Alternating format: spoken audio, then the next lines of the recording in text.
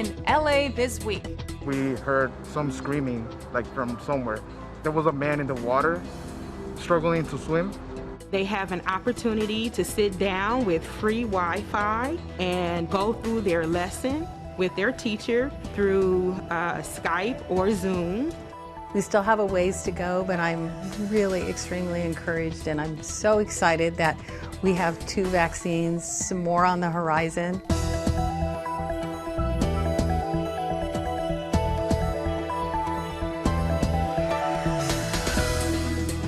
Hello everyone, I'm Natalia Bilbao. Here's what's happening in LA this week. Councilmember John Lee was joined by LAPD and the LA Sheriff's Department to discuss a new collaborative effort to combat human trafficking. Operation Reclaim and Rebuild focuses on rescuing victims of human trafficking and disrupting the demand for vulnerable victims by targeting their customers. And it seems to be working. We are gathered here today to discuss the results of the LAPD, the LA Regional Human Trafficking Task Force, that was named Operation Reclaim and Rebuild. California is one of the largest sites of human trafficking in our country, with Los Angeles still a hotbed of activity, where now criminal street gangs have gotten involved because it has become more lucrative than trafficking weapons and drugs. This is only during this week. These are still operations that take place 365 days out of the year as well. But of these arrests, you'll see that we had 450 arrests. Of those arrests, 399 were misdemeanors and 51 were felonies. The rescues during this week, we rescued 39 different people. 39. 13 of those were juveniles and 26 of those were adults. Law enforcement agencies like the Los Angeles Police Department, Los Angeles County Sheriff's Department, are key players in helping to identify and report potential trafficking victims and trafficking activities, and they gladly take on this responsibility on top of everything else that they do to strive to protect and serve the residents of Los Angeles.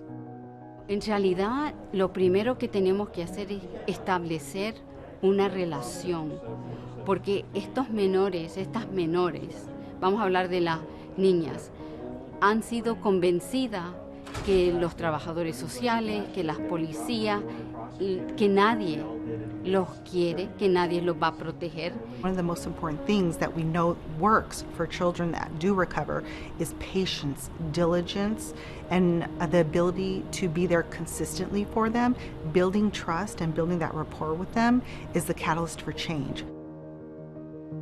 So if they suspect or know of a child that's been a victim of commercial sexual exploitation, they should immediately call the Child Protection Hotline at 1-800-540-4000, or they may call 911 to report the exploitation. And another powerful alliance was formed recently to help families in need. Council President Nuri Martinez has allocated monies to YMCA locations all across Los Angeles to fund the Feed LA program. The program is part of an ongoing effort to stop food uncertainty in its tracks.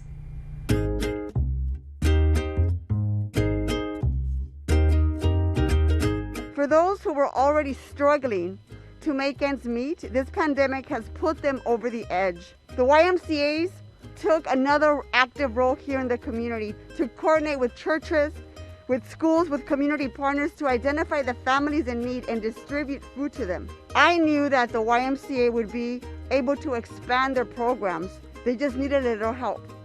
So in November, I allocated over $5 million to be used to create Feed LA. With this funding, the YMCAs in Los Angeles now are able to build upon their food distribution program to pass out an additional 1 million grab-and-go meals. The Feed LA program empowers the Y to host 16 sites, each providing free meals and healthy produce to Los Angeles residents in need. Families are still struggling to adapt to this virtual learning environment. We're doing learning hubs, and we've provided free Wi-Fi for kids so they can study and go to school here at our Ys. Now as a mother, knowing that my daughter is in a safe place and that she's doing her schoolwork gives me a peace of mind when I'm at work.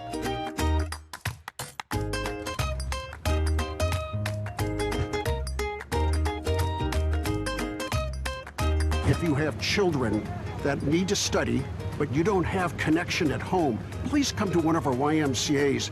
We have the broadest band internet Wi-Fi connection that we can have. It's free, and we're doing social distancing learning pods. So it's, and bring a tutor, bring a friend. We want to be here for you and your children.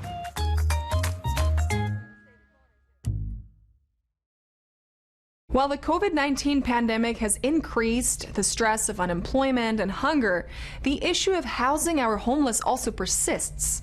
Mayor Eric Garcetti joined Councilwoman Monica Rodriguez for the groundbreaking of a desperately needed interim shelter in the northeast San Fernando Valley. So today we're having a groundbreaking in partnership with Meta Housing. The project will provide 56 units of badly needed apartments for our most vulnerable neighbors. We all fear that our communities will be greater in poverty and have more homelessness and unhoused people. We fear sometimes ourselves that we'll become homeless, and through that fear, people often oppose solutions. But we know that inaction is not an option right now. And so to be able to come here at Silver Crossing and to say, this is yet another project, to have in the last 3 years more projects than the previous 30 years, speaks volumes about what's happening. This demonstrates what the voters can accomplish by passing Prop 2, the Homeless Prevention Bond Measure, back in 2018. We have 15 additional projects scheduled to start this calendar year. The City of Los Angeles can't do it alone, and so in collaboration, not just with all the streams of funding that are used to help build this site, we have the partnership with LA Family Housing to provide those critical case management services that'll make sure that these individuals and families are supported in the areas where they need it most. Our work here, particularly in the Valley, is really only made possible because of those who established and nurtured this space and this land before us. I would like to respectfully acknowledge the Tonga tribe for all they have sacrificed to enrich this community. Their dynamic history reminds us to lead from a place of humility as we work to empower our most vulnerable neighbors. With public schools closed for the foreseeable future, the LA Unified School District has been tasked with finding ways to connect teachers and students. One solution has been to work with LA Recreation and Parks. Green Meadows Recreation Park is one in a handful LA recreation facilities that has become an alternative learning center. For these kids, the classroom just got a little bit cooler. Take a look.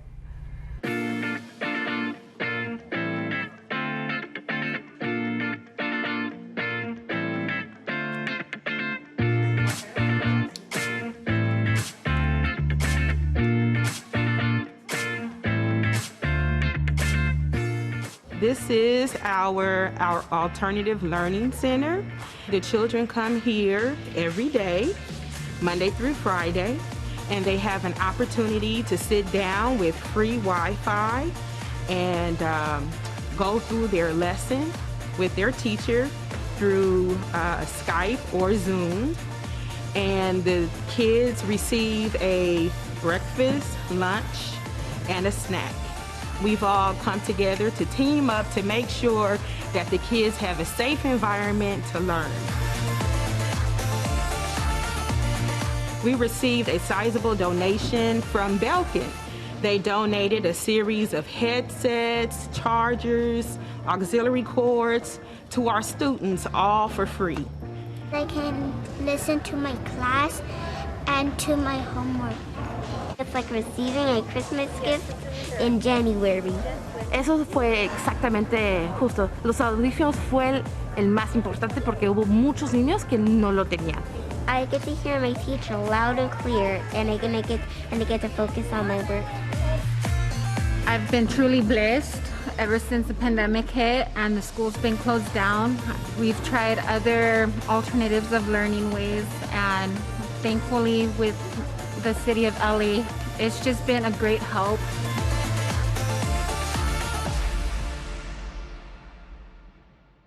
The Alternative Learning Centers program launched in August 2020 and is operating in more than 40 park facilities across the city for elementary and middle school students. To find out about a center near you, visit laparks.org. There may be a pandemic still raging, but your family pet still needs to be trimmed, clipped, and microchipped. An expense that doesn't just go away because there is a public health crisis. Well, don't worry, Homeboy Industries and their partners have got your furry friends covered for free. Take a look.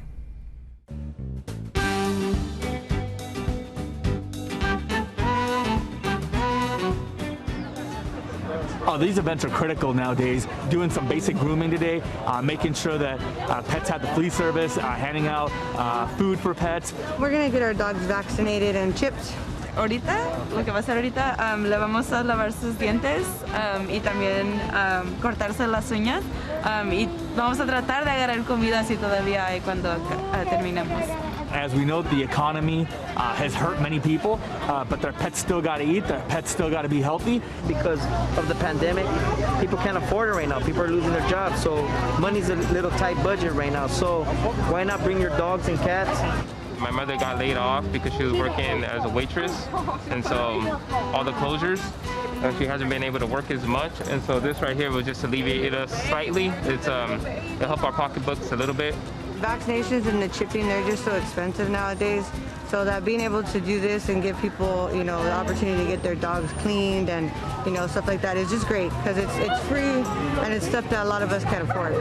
But what's also important is we're building community, and that hardly happens during a COVID era. I'm just excited to be here. All the dogs are super cute, and it's nice that they're going to get taken care of. I just think it's a really good thing that Homeboys is doing. Even though they can't open fully, they're still trying to engage the community. And I think it's a really good thing that they're doing for everybody. Pets are part of our family. That's what helped everybody cope through the pandemic, because you've got friends at home, you've got somebody to share with, and if you're alone, pet's the world to you. I mean, this is who you watch, this is who you live with, especially nowadays where we're having a quarantine and we're seeing infection rates spike. Pets are our little people at home. They're part of our families. It's who we live with. It's who we love. You know what? This is my first time ever having a puppy. So it's very, I think it's very important for my family.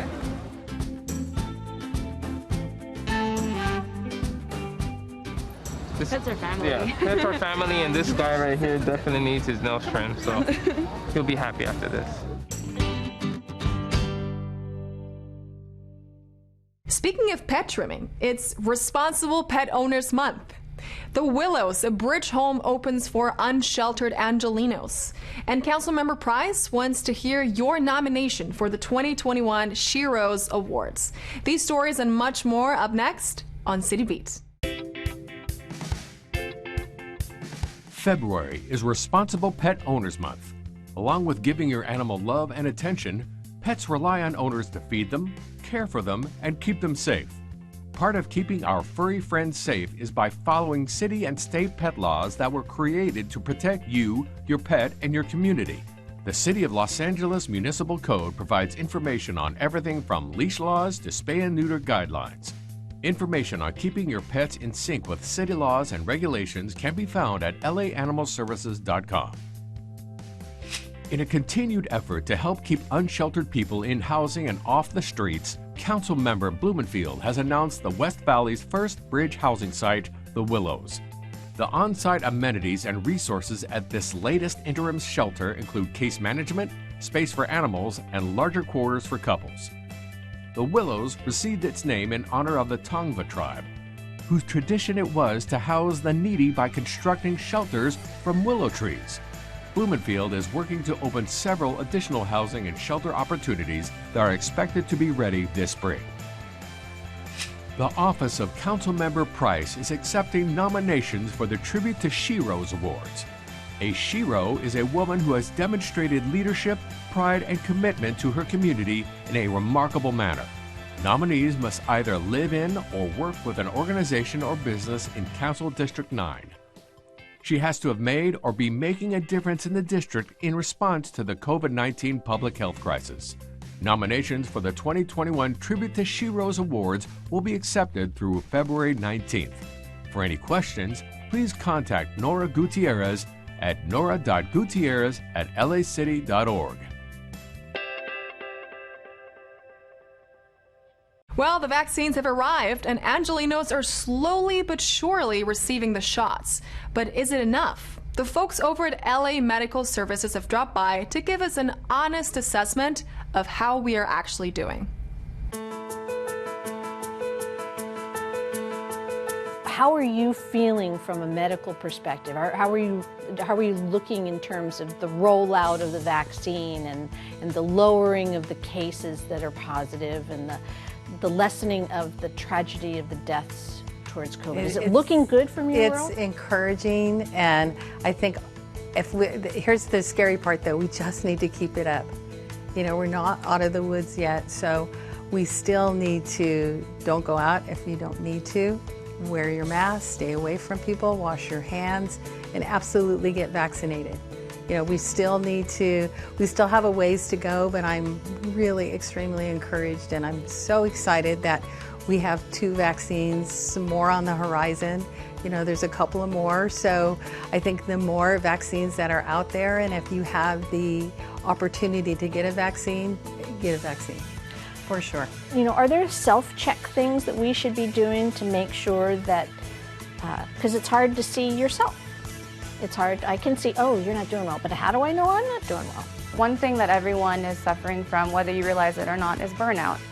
And not because necessarily you're working so hard, which is what we used to think burnout meant, but it could be burnout from being at home with our spouse or our partner or our children, or burnout from being home alone, or burnout from being the one who has to go and face the pandemic day after day. Burnout comes with irritability, you know, trouble sleeping, low energy, withdrawal. All these things might be signs of that, so it's good to keep an eye out and see if our behavior's changed, how we're coping with it, also what we might be drinking to cope with it. That's another thing that has been an increase in alcohol use lately. All these things are good to keep tabs on. What's the website in which we can reach out? I think it's corona/virus.la. It's got information about testing, vaccines, statistics in terms of what the city's positivity rates are, and it's very informational. Okay. Well, thank you both for being such incredibly strong advocates for the right things to do and clarifying information. I really, really appreciate it. Typically, LA sanitation workers Jonathan Trong and Carlos Aldapa Torres have a pretty straightforward task. As members of the Pollution Assessment Section from the Watershed Protection Division, they collect water samples and calibrate equipment for impending rains. But in late January of this year, they were at the right place at the right time to save a life. Take a look. My partner Jonathan Trong and I, we were scheduled to go and sampling at the Machado Lake and Wilmington Drain that day. We exited our vehicles, and all of a sudden we heard some screaming, like from somewhere. There was a man in the water struggling to swim. So and then right away we just called 911. Sí, nosotros lo que hicimos fue llamar al 911 directamente, inmediatamente cuando vimos a la persona ahogándose, y después mi compañero decidió aventarse al agua para rescatar a la persona que estaba ahogando. Many people who are suffering from homelessness, they just use like any other resources such as the river or any other, you know, water source, so they could just kind of take showers or even like drink the water as well. So this situation is very ongoing, like, you know, for a long time. It's our duty as city workers who have the duty to, you know, help the city, but also our citizens as well. Everybody in my group is very attached to each other. We help each other, we respect each other. It's like a family for us.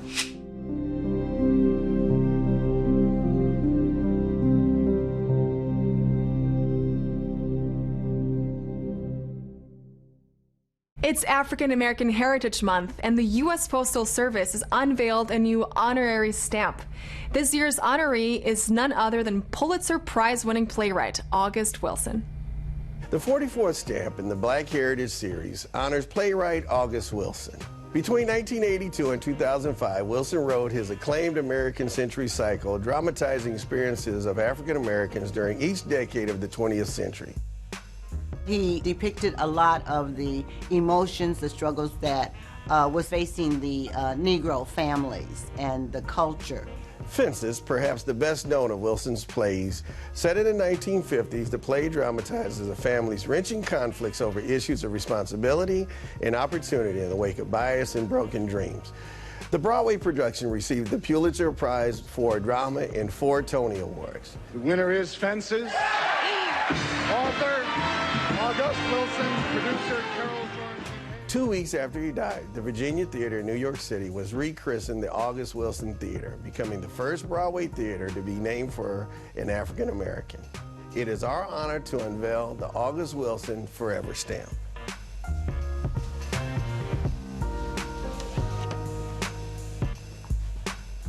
A couple of years ago, it was Dorothy Hyatt, who was president for many years of the National Negro Council, Lena Horne, and Marvin Gaye was within the last 5 years.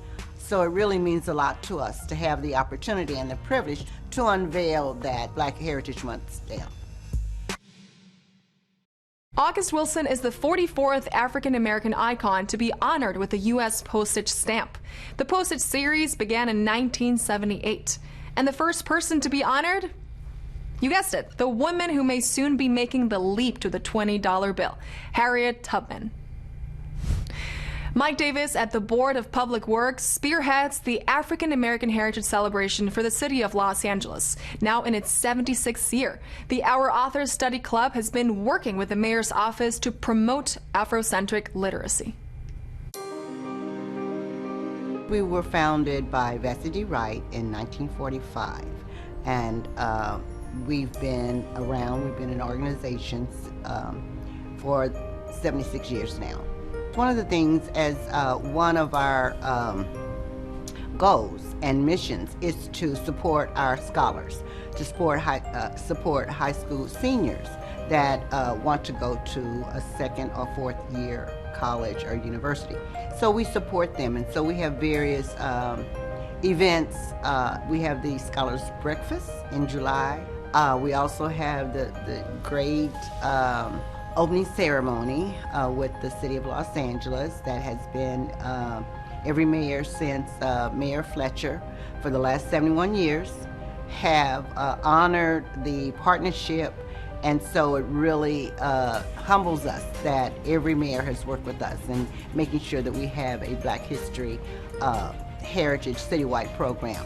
But we will be having the Evening with the Authors on the 23rd of this month.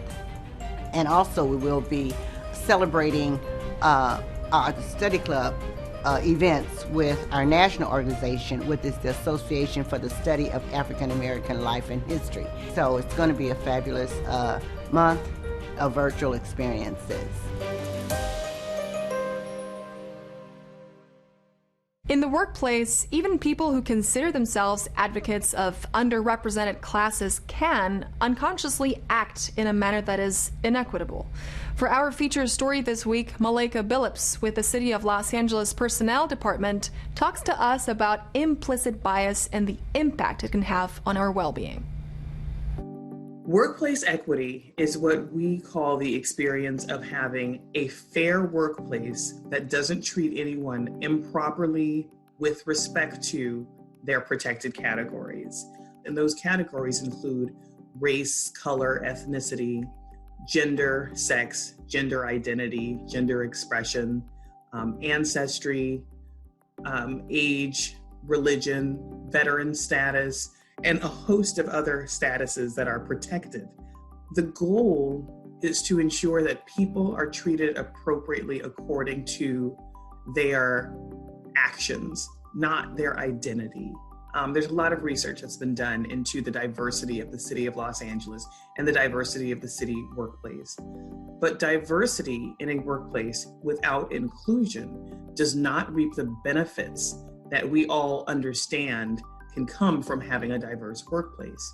It's very important that those who are different from us are still included and afforded the opportunity to provide their resources, their knowledge, their experience, and bring their whole selves to work so they don't feel like they have to hide a piece of who they are, who their culture is, what their life experience is when they come to work.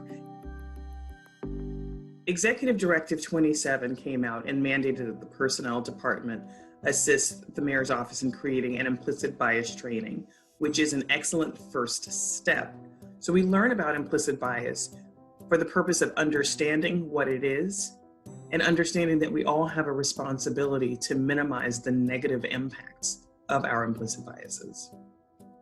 What I want Angelenos to know, and what I want for the city family, as we call it, or the city workforce to understand, is that the work that we're trying to do is not to change who people are. It's also not to criticize them or their beliefs or their background or the values that they've grown up with. What we endeavor to do is create a situation in the city workplace where people can work together and can bring their best selves to work. Who they are is able to show up at work and give their very best. That is the ideal of the city of Los Angeles. Dive into the Hammer Museum digital archives. Check out the LACMA exhibit Islamic Art Now, or enjoy the 2021 virtual Black History Month Festival. All this and more up next on Virtual Things to Do. While their in-person exhibition sites are closed, the Hammer Museum invites you to explore their digital archives. Explore collection areas and past exhibitions online through in-depth repositories of images and research materials. Past exhibits include Now Dig This, Art and Black Los Angeles, 1960 to 1980, and Take It or Leave It, Institution, Images, Ideology. You can catch Hammer Museum's digital archive collection by visiting hammer.ucla.edu. The Los Angeles County Museum of Art invites you to check out their unique online collection, Islamic Art Now, Contemporary Art of the Middle East. The exhibit highlights contemporary works by artists from or with roots in the Middle East. These artists draw inspiration from their own cultural traditions using techniques and incorporating imagery and ideas from past eras. Take in a bit of the Middle East by logging into Los Angeles County Museum of Art. To learn more about these exquisite exhibits, visit collections.lacma.org. It's Black History Month, and the LA Public Libraries have joined forces with the Association for the Study of African American Life and History. Together, they would like to invite you to attend the marquee event of the 2021 Virtual Black History Month Festival. Tune in for a conversation with Henry Louis Gates and Evelyn Brooks Higginbotham, premiering Saturday, February 20th at 10 a.m. For more information on this and all the online events during the 2021 Virtual Black History Month Festival, visit asalh.org. You still have time to check out the Los Angeles Public Library's online series, Fall for Fine Arts 2, African American Artists.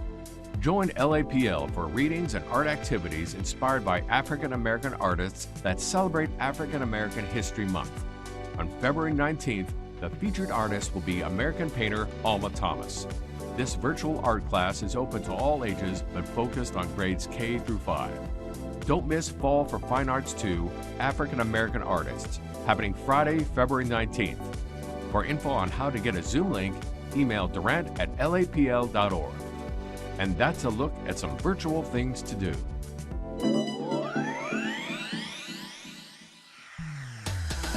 That's it for this edition. I'm Natalia Bilbao. And from all of us here at LA This Week, thank you so much for joining us. A reminder that you can catch us online at lacityview.org, and we're also on Facebook, Twitter, and YouTube. See you next time for more LA This Week.